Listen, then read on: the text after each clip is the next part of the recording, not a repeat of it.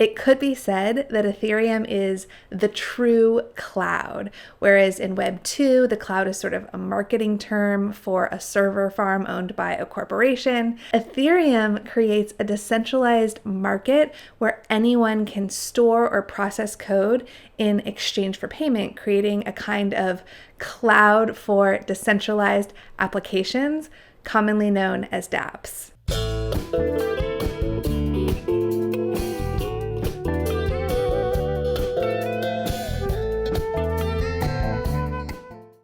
Hi, and welcome back to What Kind of Internet Do You Want? I'm Amy James, and today we're talking about Ethereum. After Bitcoin, Ethereum is the second most well-known and valuable cryptocurrency, but they have different use cases. While the purpose of Bitcoin is value, whether value transfer or store of value, the purpose of Ethereum is to execute smart contracts. We break down 4 categories of Web3 use cases in our video, Crypto versus Web3, so we'll link that here if you want to check it out. Ethereum was the first protocol in the Turing-complete smart contract category. It offers a platform for Turing-complete smart contracts, which means it can be used to create any kind of decentralized application. As we just talked about in our 2-part series on smart contracts, a Turing-complete smart contract is code stored on a blockchain that runs when predetermined conditions are met. So Ethereum is a network where that can happen.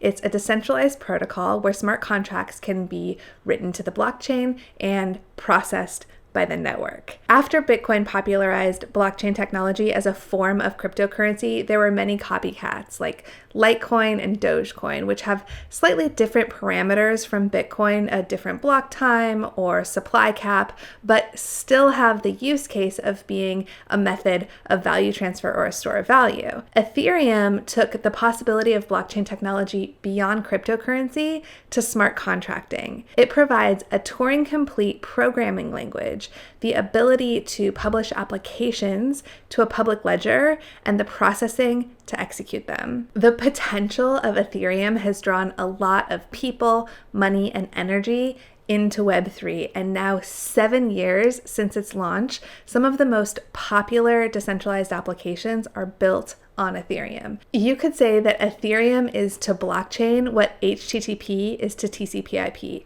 It's an application layer upon which apps that end users interact with are built. So today we're talking about how Ethereum began, how it works, the challenges it's faced, and its future plans for development.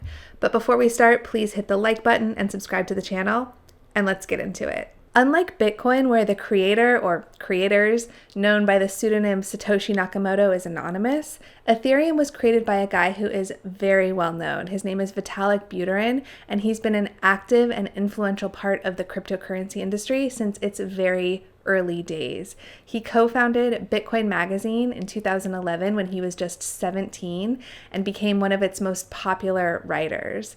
In 2013, he published the Ethereum white paper, and in 2015, at just 21 years old, he launched the Ethereum network with a group of co-founders. While he had initially argued that Bitcoin should add Turing completeness to its scripting abilities, core developers disagreed, so Vitalik then proposed an entirely new platform with a Turing-complete programming language, and this idea would eventually become Ethereum. I remember when it was such a big deal in 2014 when Vitalik was awarded the Thiel Fellowship, a $100,000 grant that would give him 2 years of funding to work on the project. And it's hilarious in hindsight because it seemed like so much money at the time, and now that's like chump change in the crypto industry.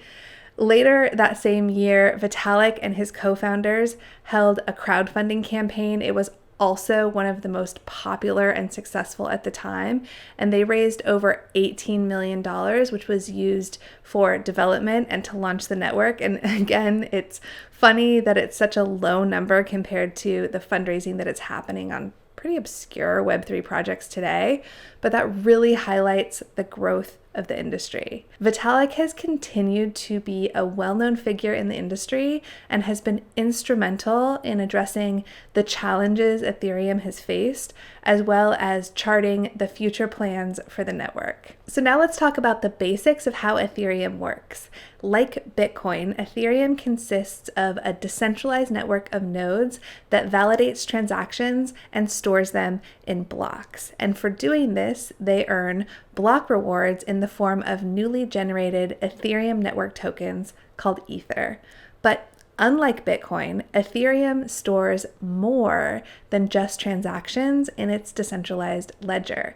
It also stores smart contract code that is written in a language invented for this purpose called Solidity. The nodes that operate the network also earn Ether when they process smart contracts. This is called the gas fee. Side note about naming, it's true that Ether and Ethereum were named after a mythical element from the card game Magic the Gathering. The naming used throughout the Ethereum protocol is pretty funny. There's Ether, gas, sharding, the merge.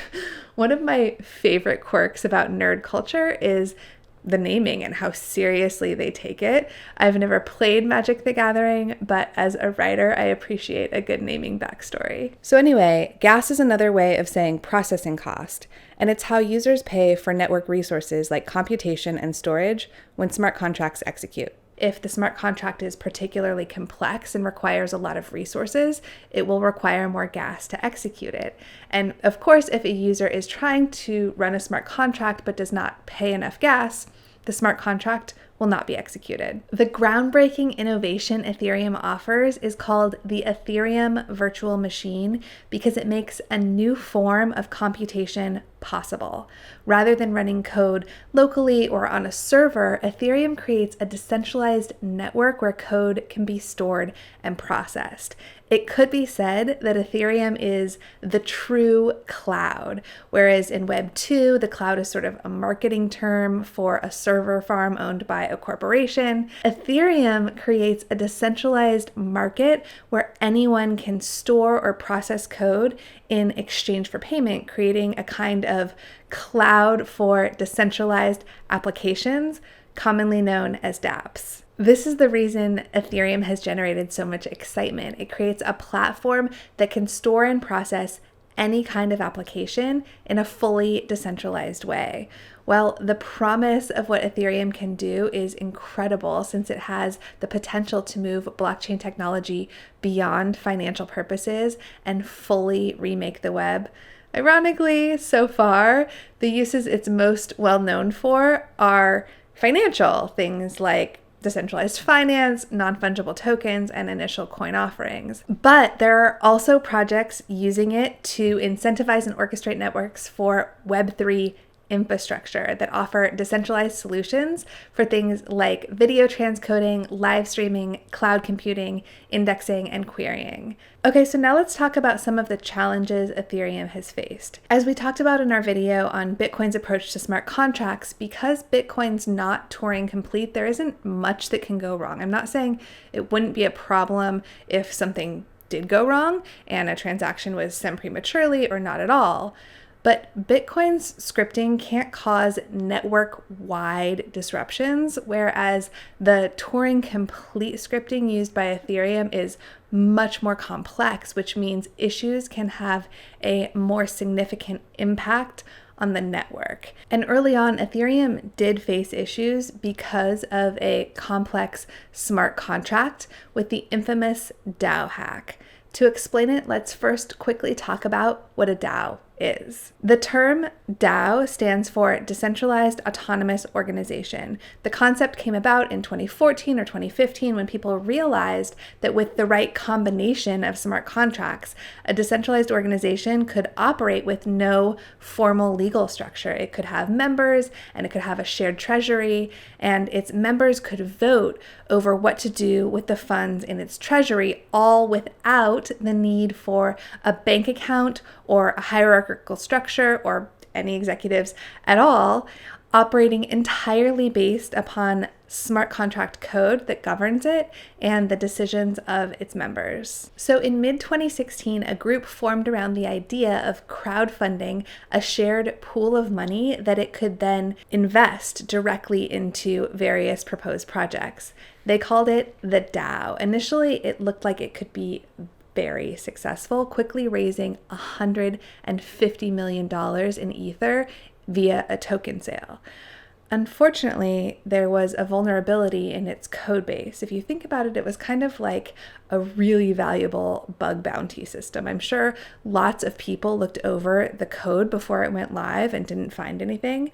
But as soon as finding a vulnerability could be worth tens of millions of dollars or more, an exploit was found pretty quickly. An attacker drained the DAO of tens of millions of dollars worth of ETH before members of the DAO stopped them.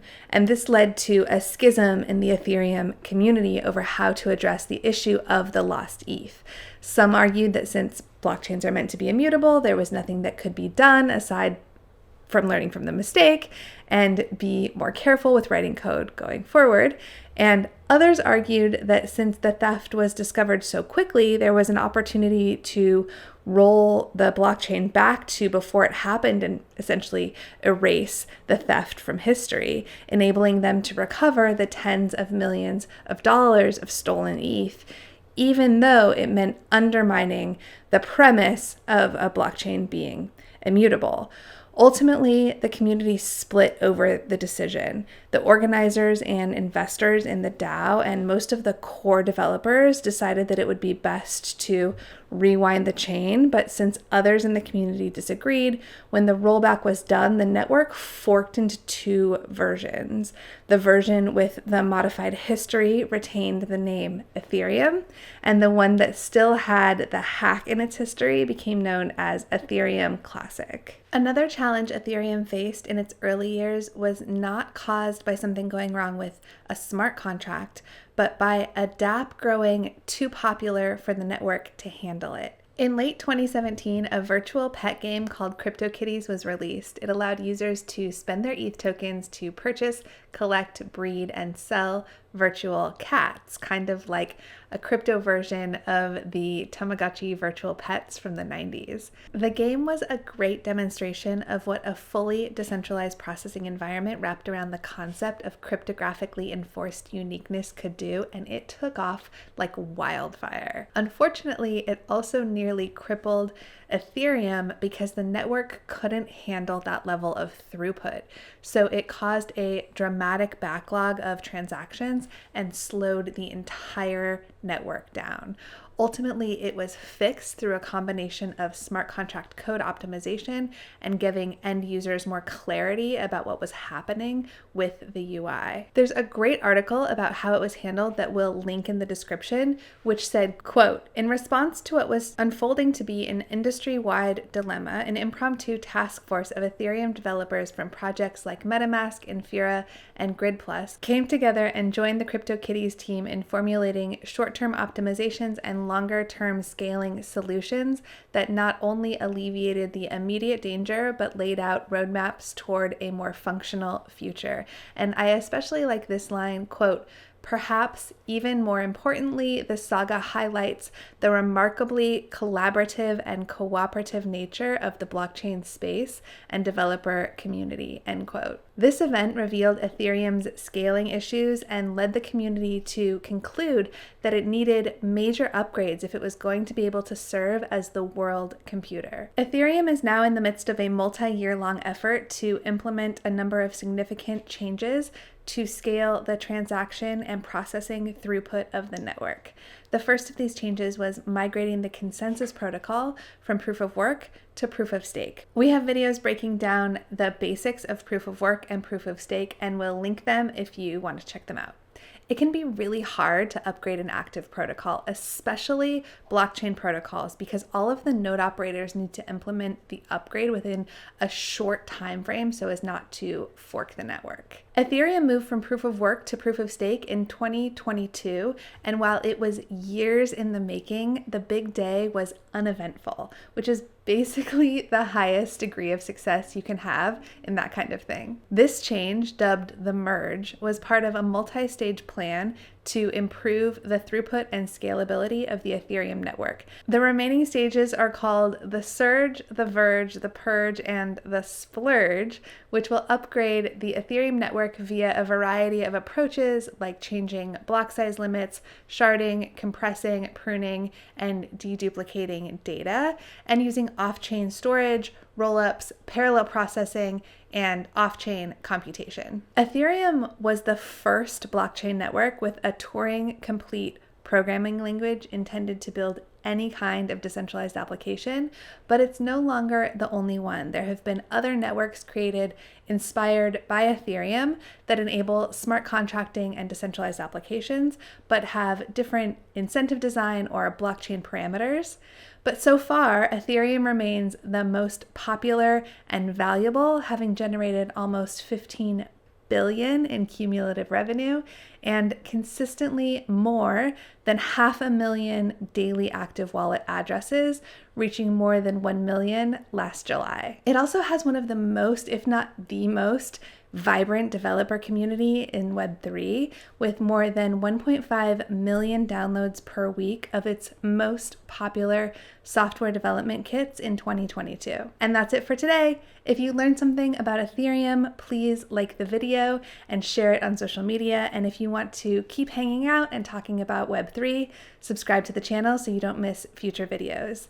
You can find me at Amy of Alexandria and follow the organization at Web3WG. Thanks for watching, and I'll see you next time.